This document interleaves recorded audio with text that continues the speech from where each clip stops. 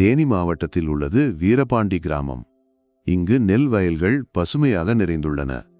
தென்னந்தோப்புகளின் அழகும் இங்கு அதிகம் உண்டு. அது ஒரு அழகிய காலை பொழுது. இளம் வெயிலில் நெல் வயல்கள் மின்னுகின்றன. பனிக்குடத்தில் நனைந்த செடிகள் அழகாக தெரிகின்றன. அது கிராமத்திற்கு ஒரு ஐஸ்வர்யத்தை அளிக்கிறது. பறவைகள் இனிமையாக பாடுகின்றன. குழந்தைகள் பள்ளிக்கு செல்ல தயாராகிறார்கள். சுற்றியுள்ள உலகம் மகிழ்ச்சியில் துள்ளி குதிக்கும் நேரம். ஆனால் முருகனின் மனது மட்டும் வறண்டு கிடந்தது. முருகன் 10ஆம் வகுப்பு படிக்கிறான். அவனது மனம் கோடைக்காலத்து பாலைவனம் போல இருந்தது. அவனது வீட்டின் முகப்பில் அவனது அப்பா சிவன் நின்றார். வேலைக்கு செல்ல தனது காக்கி சீருடையே அணிந்து கொண்டிருந்தார். சிவன் அந்த கிராமத்தின் துப்புரவு பணியாளர் ஆவார். மற்றவர்கள் அருவருப்பாக நினைக்கும் வேலை இது. அவர் குப்பைகளையும் கழிவுகளையும் நீக்குவார். நாட்டை சுத்தமாக வைப்பார். அவர் எந்த புகாரும் இன்றி இந்த வேலையை செய்வார். ஆனால் அந்த தொழிலின் மகத்துவம் யாருக்கும் புரியாது. அது முருகனின் சக மாணவர்களுக்கு புரியவில்லை. அப்பாவின் வியர்வை வாசனையும் முருகனுக்கு அவமானமாக இருந்தது. துணியில் ப்ளீச்சிங் பவுடரின் வாசனையும் படிந்திருந்தது. அப்பா அன்புடன் விடைபெறும்போது ஒரு பயம் வந்தது. அந்த வாசம் தன்மீது படருமோ என்று முருகன் பயந்தான். அதனால் முருகன் விலகிச் சென்றான்.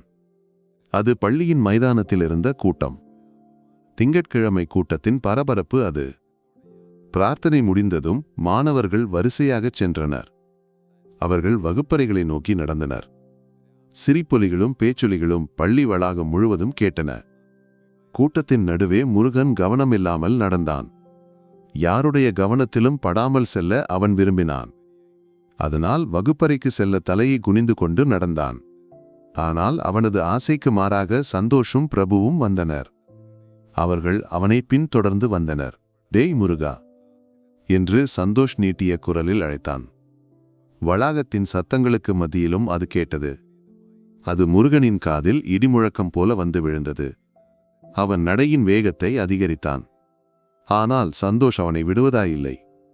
இன்னும் உன் அப்பன் அந்த குப்பை வண்டியோடு வருவதை பார்த்தேண்டா. ஹோ, அந்த வண்டி ரோட்டில் வரும்போதே நாற்றம் தெரியுமா? என்ன ஒரு நாற்றம் தெரியுமா? மூக்கை பொத்திக் கொண்டு வரவேண்டி வந்தது. சந்தோஷின் கேலியை கேட்டு மற்ற மாணவர்கள் திரும்பி பார்த்தனர். அவர்கள் நின்று பார்த்தனர். சிலரது முகத்தில் பரிதாபம் தெரிந்தது. சிலரது முகத்தில் ஏளனம் தெரிந்தது. சில பெண்கள் மூக்கை பொத்தி சிரித்தார்கள். அதை பார்த்தபோது முருகனின் நெஞ்சில் கனல் கொட்டியது போல் இருந்தது. யாரோ நெருப்பு கனலை கொட்டியது போல் உணர்ந்தான். ஐயோ என்ற அந்த கேலி சிரிப்பு ஒலித்தது. அது அவனைச் சுற்றி ஒரு மந்திரம் போல ஒலித்தது. இந்த சந்தர்ப்பத்தை பயன்படுத்தி பிரபு அடுத்த அம்பை எய்தான். அவன் முருகனின் அருகே சென்று நின்றான். பிரபு நாடக பாணியில் மூக்கை சுழித்து கொண்டான். சும்மாவா, இவன் கிளாஸுக்கு வரும்போது வாசம் வருது. ஒரு மாதிரி வாசம் வருது. இவன் உடம்பிலும் அந்த குப்பை வண்டியின் நாற்றம்தான் இருக்கிறது. இனி இவனும் காலையில் அப்பாவோடு குப்பை அள்ளப் போகிறானோ? பலத்த சிரிப்பொலி அந்த நீண்ட தாழ்வாரத்தில் ஒலித்தது. முருகனின் கால்கள் நடுங்கின. தொண்டையில் அழுகை தடைப்பட்டு நின்றது. அது ஒரு பெரிய கோலமாக தடைப்பட்டு நின்றது. பதில் சொல்ல அவனுக்கு வார்த்தைகள் வரவில்லை. அவன் கண்ணீர் வழியாமல் இருக்க சிரமப்பட்டான். அவன் அவமானத்தால் தலையை குனிந்தான். யாருடைய முகத்தையும் பார்க்காமல் அவன் வகுப்பறையை நோக்கி ஓடினான். பின்னாலும் அந்த கேலி சிரிப்பு ஒலித்துக் கொண்டே இருந்தது. அவை முருகனின் இதயத்தில் முட்கள் போல குத்திக் கொண்டிருந்தன. வகுப்பறையின் 4 சுவர்களுக்குள்ளும் முருகனுக்கு அமைதி கிடைக்கவில்லை. வெளியில் ஏற்பட்ட கேலி பேச்சுகளிலிருந்து சிறிது ஆறுதல் தேடினான். தனது வழக்கமான இருக்கையை நோக்கிச் சென்றான். ஆனால் அங்கே சந்தோஷின் தடுப்பு அவனுக்காக காத்திருந்தது. முருகன் தனது பையை பெஞ்சில் வைக்கத் தொடங்கினான். சந்தோஷ் கையால் அவனை தடுத்தான். டேய், நீ இங்கே உட்காராதே என்று சந்தோஷ் சொன்னான். அவன் மூக்கைச் சுழித்து அருவருப்புடன் சொன்னான். உன் உடம்பிலிருந்து அந்த குப்பை வண்டியின் வாசம் வருகிறது. எனக்கு மூச்சு முட்டுகிறது. நீ அந்த பின்னாடி எங்கேயாவது போய் உட்கார். வகுப்பு முழுவதும் அதை கேட்டது. முருகன் உதவிக்காக சுற்றிலும் பார்த்தான். ஆனால் சக மாணவர்கள் யாரும் அவனுக்காக பேசவில்லை. மாறாக பலர் அவனிடமிருந்து விலகி இருப்பதைப் போல இருந்தனர். அவர்கள் புத்தகங்களில் முகத்தை புதைத்துக் கொண்டனர். யாருக்கும் ஓர் இடம் தர தயாராக இல்லை என்பதை முருகன் உணர்ந்தான். அவமான சுமையால் அவனது தலை குனிந்தது. அவனது கால்கள் தளர்வது போல் தோன்றியது. அவன் மெதுவாக வகுப்பின் கடைசியில் இருந்த பெஞ்சை நோக்கி நடந்தான். அங்கே ஜன்னலோரம் ஒரு இருக்கை இருந்தது.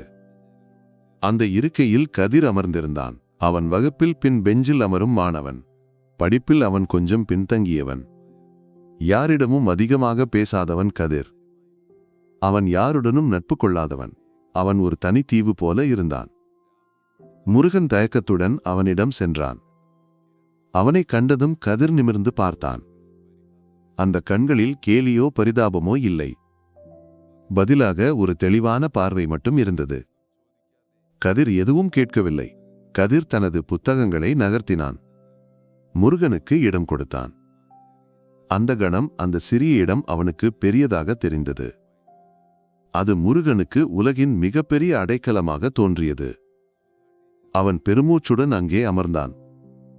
அப்போது சுதா டீச்சர் வகுப்பறைக்குள் வந்தார். குழந்தைகள் எழுந்து வணக்கம் சொன்னார்கள். வருகை பதிவேட்டை பார்த்து கொண்டிருந்தார். அப்போது ஆசிரியரின் கண்கள் வகுப்பறையில் ஓடின. படிப்பில் கெட்டிக்காரனாக இருந்த முருகன் கடைசியில் அமர்ந்திருந்தான். அதை பார்த்தபோது ஆசிரியரின் நெற்றி சுருங்கியது. முருகா என்று டீச்சர் அழைத்தார். நீ ஏன் அந்த இருண்ட மூலையில் போய் உட்கார்ந்திருக்கிறாய்? அங்கு உட்கார்ந்தால் போர்டு சரியாக தெரியாதே. நீ பையை எடுத்துக்கொண்டு முன்வந்து உட்கார். முருகன் எழத் தயங்கினான். உண்மையை சொல்ல அவனுக்கு பயமாக இருந்தது. வகுப்பின் அமைதியை கிழித்துக்கொண்டு சந்தோஷ் எழுந்தான். அவனது முகத்தில் ஒரு வக்கிரச் சிரிப்பு இருந்தது. டீச்சர், அவன் அங்கே உட்கார்ந்திருப்பதே நல்லது. அவன் அப்பா டவுனில் குப்பை அள்ளுபவர். அதனால் அவனுக்கு நல்ல. சந்தோஷின் வாக்கியத்தை முடிக்க டீச்சர் அனுமதிக்கவில்லை. சுதா டீச்சரின் முகம் கோபத்தால் சிவந்தது.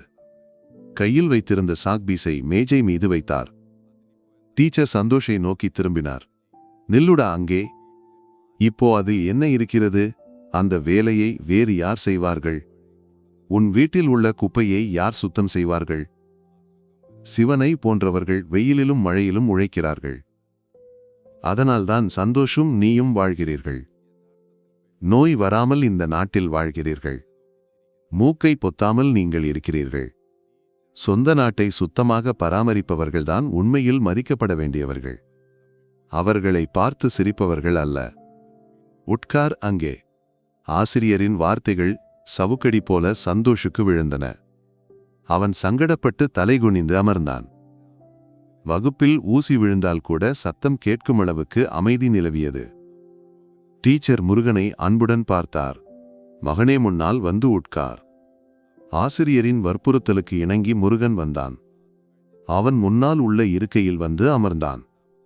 ஆனால் அவனைச் சுற்றியுள்ள மாணவர்கள் அப்பொழுதும் விலகியே இருந்தனர். அந்த மௌனமான புறக்கணிப்பு அவனால் தாங்க முடியாததாக இருந்தது. வகுப்பு முடிந்து டீச்சர் வெளியேறியவுடன் அவன் யோசிக்கவில்லை. முருகன் தனது பையை எடுத்தான். மீண்டும் பின் பெஞ்சை நோக்கி நடந்தான். கதிர் அவனைக் கண்டு மெதுவாக புன்னகைத்தான். முருகன் பதிலுக்கு சிரித்துவிட்டு கதிரின் அருகில் அமர்ந்தான். முன்னால் இருந்த போலி மரியாதையை விட பின்னால் இருந்த பாசம் உண்மையானது. அதுதான் தனக்கு தேவை என்று முருகன் உணர்ந்தான். மதிய உணவுக்கான மணி அடித்தது. அப்போது வகுப்பறையில் இருந்த அமைதி கலைந்தது. அது திடீரென்று சத்தமான கூச்சல்களுக்கு வழிவிட்டது. குழந்தைகள் ஆர்வத்துடன் பாத்திரங்களை திறக்கும் சத்தம் கேட்டது. முருகனை பொறுத்தவரை மதிய உணவு நேரம் இது. இது பசியை விடவும் தனிமையின் வேதனையை நினைவுபடுத்தும் நேரம். எல்லோரும் வட்டமாக அமர்ந்து சாப்பிட்டனர். தான் மட்டும் தனியாக இருப்பது அவனை மிகவும் வருத்தியது. அவன் மெதுவாக தனது ஸ்டீல் உணவு பெட்டியை திறந்தான். ஆவி பறக்கும் சாதத்துடன் குழம்பு வாசம் வந்தது. அம்மா சமைத்து வைத்த அயிலை மீன் குழம்பின் வாசம் வந்தது. அந்த வாசம் வகுப்பறையில் கலந்தது. அந்த வாசம் அவனுக்கு வீட்டின் பாதுகாப்பை நினைவூட்டியது. ஒரு கணம் பழைய அவமானங்களை மறந்தான். ஒரு நட்பிற்காக அவன் ஏங்கினான். அவன் நம்பிக்கையுடன் தன் எதிரே அமர்ந்திருந்த சந்தோஷை பார்த்தான். டே சந்தோஷ் என்று முருகன் தயக்கத்துடன் அழைத்தான். அம்மா நல்ல மீன் குழம்பு வைத்திருக்கிறார்கள். அது நல்ல ருசியா இருக்கும். உனக்கு வேண்டுமா? தன் பாத்திரத்தில் ஒரு மீன் துண்டை எடுத்து வைக்க தொடங்கினான். சந்தோஷ் அவனை தடுத்தான். அவனது முகத்தில் பழைய ஏளனம் அப்படியே இருந்தது. உன் மீன் குழம்பு உனக்கே இருக்கட்டும், எங்களுக்கு வேண்டாம். இல்லாவிட்டால் உன் கையிலிருந்து எதையும் எங்களால் சாப்பிட முடியாது என்று சொன்னான். சந்தோஷ் முகத்தை திருப்பிக் கொண்டான். பிரபுவும் கூட்டமும் அதை கேட்டு உரக்கச் சிரித்தனர். அந்த சிரிப்பு முருகனின் காதுகளில் ஈயத்தை காய்ச்சி ஊற்றுவது போல் இருந்தது. அவன் மிகவும் கூனி குறுகி போனான். அன்புடன் நீட்டிய கரம் தட்டிவிடப்பட்ட வேதனையுடன் இருந்தான். அவன் பாத்திரத்தை மூடத் தொடங்கினான். அவனுக்கு பசியே அடங்கிப் போயிருந்தது. அப்போது பின்னாலிருந்து ஒரு குரல் கேட்டது. அவர்களுக்கு வேண்டாமென்றால் எனக்கு தருவாயா? முருகன் திரும்பி பார்த்தான். அது கதிர். அவனது கண்களில் ஆர்வம் இருந்தது. என் வீட்டில் எப்போதுமே கஞ்சியும் பயிரும் முருகா. இன்று உன் மீன் குழம்பின் வாசனை அடித்தது. ஒரு ஆசை வந்துவிட்டது. எனக்கு தருவாயா?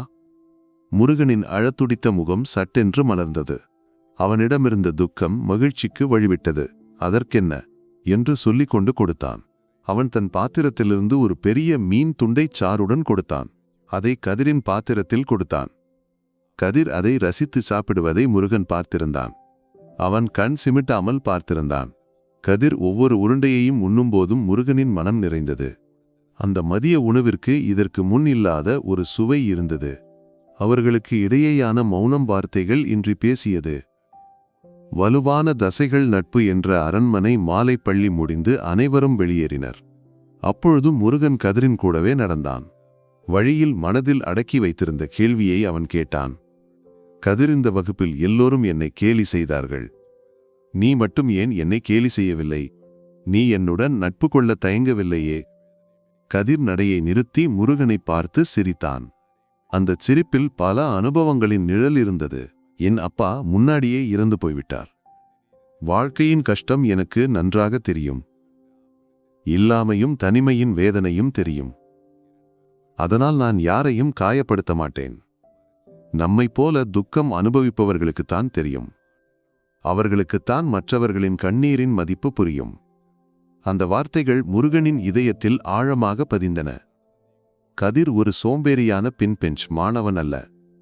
அவன் பெரிய பாடங்களை உள்வாங்கியவன். அவன் ஒரு பெரிய மனதிற்கு சொந்தக்காரன் என்றும் முருகன் உணர்ந்தான். அஸ்தமன சூரியனின் பொன்னொளியில் அவர்கள் நடந்து சென்றனர். அங்கே ஒரு புதிய ஆத்ம பந்தம் பிறந்தது. அது இரவின் அமைதி நேரம். மண்ணெண்ணெய் விளக்கின் மங்கலான வெளிச்சம் இருந்தது. முருகனும் குடும்பமும் இரவு உணவுக்கு அமர்ந்திருந்தனர். வெளியே உயிரினங்களின் சத்தம் கேட்கிறது. நாள் முழுவதும் உழைப்பிற்கு பிறகு அப்பா சிவன் களைத்திருந்தார். அப்பாவின் கைகளில் இருந்த கொப்புளங்களை முருகன் கவனித்தான். வெயிலில் கருகிய முகத்தையும் கவனித்தான். உள்ளே கொந்தளித்த துக்கத்தை இனியும் அவனால் அடக்க முடியவில்லை. அப்பா என்று சோறு உண்ணும் நடுவே தலைகுனிந்து அழைத்தான். என்னடா என்று பாசத்துடன் சிவன் கேட்டார். அப்பா, வேறு ஏதாவது வேலைக்கு போனால் நன்றாக இருக்கும். இந்த குப்பை அள்ளும் வேலை வேண்டாம் அப்பா. முருகனின் குரல் உடைந்தது. அவனது கண்கள் கலங்கின. இதை கேட்ட சிவன் உரக்க சிரித்தார். அந்த சிரிப்பில் கேலியாக இருக்கவில்லை. மாறாக ஆத்மவிசுவாசம் இருந்தது. வாழ்க்கையை புரிந்து கொண்டவரின் ஆத்மவிசுவாசம் இருந்தது. முருகன் ஆச்சரியத்துடன் அப்பாவை பார்த்தான். ஏண்டா மகனே என்று சிவன் தனது கைகளை நீட்டி காட்டி சொன்னார். அவை கரடுமுரடான கைகள். இந்த கைகளில் அழுக்கு இருக்கலாம். ஆனால் இந்த வேலையின் வியர்வையினாலும் கூலியினாலும் தான் எல்லாம் வருகிறது. உனக்கு சோறும் உடுப்பும் நீ படிக்கும் புத்தகமும் எல்லாம் வருகிறது. நாம் திருடவோ யாரையும் ஏமாற்றவோ இல்லையே. சொந்த நாட்டை சுத்தப்படுத்தும் வேலை இழிவானது என்று யார் சொன்னார்கள்? அப்பா முருகனின் தோளை தட்டி கொடுத்து தொடர்ந்தார். எந்த தொழிலும் சிறியது அல்ல மகனே. நீ இதையெல்லாம் நினைத்து வருத்தப்பட வேண்டாம். நீ நன்றாக படி. படித்து பெரிய நிலைக்கு வா. அன்று உன்னை கேலி செய்பவர்கள் நாளை மரியாதையுடன் பார்ப்பார்கள். அன்று இந்த அப்பனின் வியர்வைக்கு நீ பெருமையின் நறுமணத்தை அளிப்பாய். அம்மாவும் அப்பாவின் வார்த்தைகளை ஆமோதித்தார். அப்பாவின் அந்த வார்த்தைகள் முருகனின் உள்ளே இருந்த இருளை நீக்கின. ஒரு பெரிய பாரம் இறங்கியது போல் அவனுக்கு தோன்றியது. தனது அப்பா ஒரு தொழிலாளி மட்டுமல்ல, மாறாக ஒரு போராளி என்ற உணர்வு அவனுக்கு புதிய சக்தியை அளித்தது. அடுத்த நாள் சூரியன் முருகனின் மனதிலும் உதித்தது. அவன் தலையை நிமிர்த்தி பள்ளிக்கு சென்றான். தாழ்வாரத்தில் சந்தோஷின் கூட்டத்தின் கேலிச் சிரிப்பை கேட்டான். அப்பாவின் வார்த்தைகள் ஒரு கவசம் போல் அவனை காத்தன. அவன் யாரையும் பொருட்படுத்தாமல் நேராகச் சென்றான். பின் பெஞ்சில் கதிரின் அருகில் அமர்ந்தான். அன்றிலிருந்து அந்த நட்பு மேலும் வலுப்பட்டது. கதிர் முருகனுக்கு ஒரு அண்ணனைப் போல பாதுகாப்பளித்தான். யாராவது உன்னை கேலி செய்ய வந்தால் என்னிடம் சொல்லு, மீதியை நான் பார்த்து கொள்கிறேன் என்று சொல்லி கதிர் அவனுக்கு தைரியம் கொடுத்தான். சந்தோஷ் போன்றவர்கள் கேலி செய்ய வருவார்கள். அப்பொழுது கதிரின் கடுமையான பார்வை போதுமானதாக இருந்தது. அவர்களை பின்வாங்க செய்ய போதுமானதாக இருந்தது. பதிலுக்கு முருகன் கதிரை படிப்பில் உதவத் தொடங்கினான். படித்தால்தான் நாம் இவர்களையெல்லாம் முறியடிக்க முடியும் கதிர் என்று சொன்னான். கணக்கில் கடினமான பாடங்களை முருகன் எளிமையாக கதிரனுக்கு விளக்கிக் கொடுத்தான். மதிய உணவின் போது அவர்கள் பாத்திரங்களை பகிர்ந்து கொள்வது வழக்கம். அது வழக்கமாகிவிட்டது. கதிரின் அம்மா சமைத்த சூடான கஞ்சியையும் பயரையும் சாப்பிட்டனர். முருகனின் அம்மா மத்தி மீனை வறுத்து தந்தார். முறுமுறுப்பான மத்தி மீனையும் அவர்கள் ருசியுடன் சாப்பிட்டனர். வகுப்பறையின் அந்த பின் பெஞ்ச் ஒரு காலத்தில் இருந்தது. அது அவமானத்தின் இருண்ட மூலையாக இருந்திருக்கலாம். ஆனால் இப்போது அது ஒரு அரண்மனையாக மாறியது. அது அன்பு பகிர்வு, ஆத்மவிசுவாசம் ஆகியவற்றின் பெரிய அரண்மனையாக மாறியிருந்தது. காலம் அதன் பயணத்தை தொடர்ந்தது. ருதுக்கள் மாறி வந்தன. அந்த கிராமத்தில் உள்ள அரசு பள்ளியில் இருந்தது. அங்கு பின் பெஞ்சில் அமர்ந்து 2 சிறுவர்கள் கனவு கண்டனர். காலப்போக்கில் வளர்ந்தனர். சென்னையில் உள்ள மிகப்பெரிய ஆடிட்டோரியம் அது. முன்பகுதி நிரம்பி வழிந்த கூட்டம். கேமராக்களின் ஃபிளாஷ்களுக்கு மத்தியில் ஒரு கார் வந்து நின்றது. அது ஒரு பளபளப்பான ஆடம்பர கார். டிரைவர் கதவை திறந்துவிட்டார். கோட் அணிந்த இளைஞன் வெளியே வந்தான். அவன் தன்னம்பிக்கை நிறைந்த முகத்துடன் இருந்தான். அது முருகன். அவனது வலது கையும் வர்த்தக பங்காளியுமான கதிர் அவனை பின்தொடர்ந்தான். முருகன் பழைய அந்த குனிந்த தலை மாணவன் அல்ல. அவன் இளம் தொழில்முனைவோர். அவன் அப்பாவின் சிறிய நிறுவனத்தை மாற்றினான். அதை மாபெரும் நிறுவனமாக மாற்றினான். அதன் பெயர் பசுமை கிராமம் கழிவு மேலாண்மை தீர்வுகள். ஆடிட்டோரியத்திற்குள் நடக்கும்போது கதிர் முருகனின் தோளில் தட்டினான். என்னடா ஒரு குறும்பு சிரிப்பு. கூட்டத்தை பார்த்ததும் பழைய பள்ளி அசெம்பிளி ஞாபகம் வந்துவிட்டதா? முருகன் சிரித்துக்கொண்டே பதில் சொன்னான். இல்லடா, நம்முடைய அந்த பழைய வகுப்பறையை நினைத்தேன். மதிய உணவுக்கு நீ என் மத்தி வறுவலுக்காக காட்டிய ஆர்வத்தையும் நினைத்து பார்த்தேன். கதிர் உரக்கச் சிரித்தான். அதை மறக்க முடியுமா? உண்மையை சொல்லணும்னா அவர்கள் கேலி செய்யாமல் இருந்திருக்க வேண்டும். அந்த சந்தோஷம் அவனது கூட்டமும் நம்மை கேலி செய்யாமல் இருந்திருக்க வேண்டும். இல்லாவிட்டால் நாம் இவ்வளவு பெரிய நண்பர்களாகி இருக்க மாட்டோம். நெருப்பில் இட்டால்தான் தங்கத்திற்கு மதிப்பு கூடும். அதுபோலத்தான் நம்முடைய விஷயமும். கதிர் ஒரு நிமிடம் நின்று பெருமையுடன் சொன்னான். முருகாவுன் அப்பா அன்னு சொன்னதுதான் உண்மை. நம்முடைய வியர்வைக்கு இப்போது வெற்றியின் நறுமணம்தான். நிகழ்ச்சிகளுக்கு பிறகு அவர்கள் முருகனின் வீட்டிற்கு வந்தனர். அவர்கள் வெற்றியின் ஆரவாரத்திலிருந்து விலகி வந்தனர். பழைய ஓலைக்கூரை வீட்டினிடத்தில் இப்போது ஒரு அழகான வீடு எழுந்துள்ளது. ஆனால் முற்றத்தில் உள்ள மாமரத்தின் அடியில் நின்றிருந்தது. எந்த மாற்றமும் இன்றி நின்றிருந்தது. அது வர்ணம் பூசி சுத்தப்படுத்தப்பட்ட அந்த பழைய தள்ளுவண்டி. வயதானாலும் முகத்திலிருந்த தெளிவுக்கு குறைவில்லை. சிவனும் அம்மாவும் வராண்டாவில் குழந்தைகளுக்காக காத்திருந்தனர். முருகன் காரிலிருந்து இறங்கி நேராக அந்த வண்டியின் அருகே சென்றான். அவன் அந்த கைப்பிடியை தொட்டு பார்த்தான். அப்பா என்று முருகன் அழைத்தான். நமது நிறுவனம் சர்வதேச அளவில் வளர்கிறது அல்லவா? இந்த வண்டியில் உள்ள பலகையை நாம் மாற்ற வேண்டாமா? இன்னும் பெரிதாக வைக்கலாம், எல்லோரும் பார்க்கட்டும். சிவன் புன்னகையுடன் படிகளில் இறங்கி வந்தார். வந்து மகனின் தோளில் கை வைத்தார். மகனே, பலகையின் அளவில் விஷயமில்லை. நாம் செய்யும் வேலையில் உள்ள உண்மையில்தான் உள்ளது. எழுத்து பெரிதாக இருந்தாலும் சிறிதாக இருந்தாலும் பரவாயில்லை. வேலையை சுத்தமாக செய்தால் மக்கள் நம்மை தேடி வருவார்கள். இந்த வண்டியில் உள்ள அழுக்கின் மனம்தான் காரணம். உனக்கு இன்று காணப்படும் இந்த சௌபாக்கியங்கள் எல்லாவற்றையும் தந்தது. உள்ளே இருந்து அம்மாவின் குரல் கேட்டது. போதும், அப்பனும் மகனும் வியாபாரம் பேசியது. வாங்க, வந்து ஏதாவது சாப்பிடுங்கள். இல்லை என்றால் சமையல் அறையை நான் பூட்டிவிடுவேன். அப்போது நம்முடைய வியாபாரமும் பூட்டப்பட்டுவிடும். அம்மாவின் கண்டிப்பை கேட்டு எல்லோரும் சிரித்தனர். அவர்கள் ஒன்றாக வீட்டிற்குள் நடந்தனர். வெளியே சாயங்கால சூரியனின் பொன்னொளியில் அந்த பழைய வண்டி மின்னியது. காற்றில் அசைந்த மரக்கிளைகள் அவர்களுக்கு வரவேற்பு அளித்தன. அங்கு பரவியது உணவு வாசனை மட்டுமல்ல, அது கடின உழைப்பின் அன்பின் ஒருபோதும் மறையாத நட்பின் நறுமணமும் ஆகும். இந்த கதை நமக்கு கற்றுக் கொடுப்பது இதுதான். வெறும் நட்பு அல்லது வெற்றியின் பாடங்கள் மட்டுமல்ல, அது மனிதநேயத்தின் ஆழமான விழுமியங்கள் ஆகும். சமூகத்தில் சிறியது பெரியது என்று பிரிக்கப்பட்ட வேலைகள் இல்லை. மற்றவர்கள் செய்ய தயங்கும் வேலைகள் இவை. அழுக்கு படிந்த வேலைகளை செய்து நாட்டை பராமரிக்கிறார்கள். அவர்கள்தான் உண்மையில் நட்சத்திரக்குறி மதிக்கப்பட வேண்டியவர்கள். நட்சத்திரக்குறி சிவனை போன்றவர்களின் வியர்வை வாசனையே உண்மையில் இது. அது ஒரு நாட்டின் ஆரோக்கியத்தின் நறுமணம் ஆகும். நல்ல காலத்தில் கூட இருக்க யாராலும் முடியும். ஆனால் உலகம் முழுவதும் உன்னை கேலி செய்யும் போதும் இது நடக்கும். உலகம் முழுவதும் உன்னை தனிமைப்படுத்தும் போதும் ஒருவன் இருப்பான்.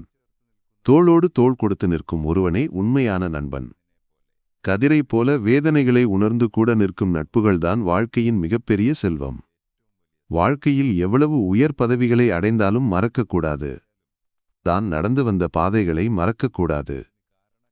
அதற்கு காரணமான பெற்றோரின் கஷ்டங்களையும் மறக்காமல் இருக்க வேண்டும். அதுதான் உண்மையான வெற்றி. பழைய அந்த தள்ளுவண்டியை தொடும்போது அது தெரியும். முருகனுக்கு கிடைக்கும் பெருமை அது. அது மண்ணில் நின்று வானத்தை தொடும் ஒருவனின் வெற்றி. சுருக்கமாகச் சொன்னால் இதுதான்.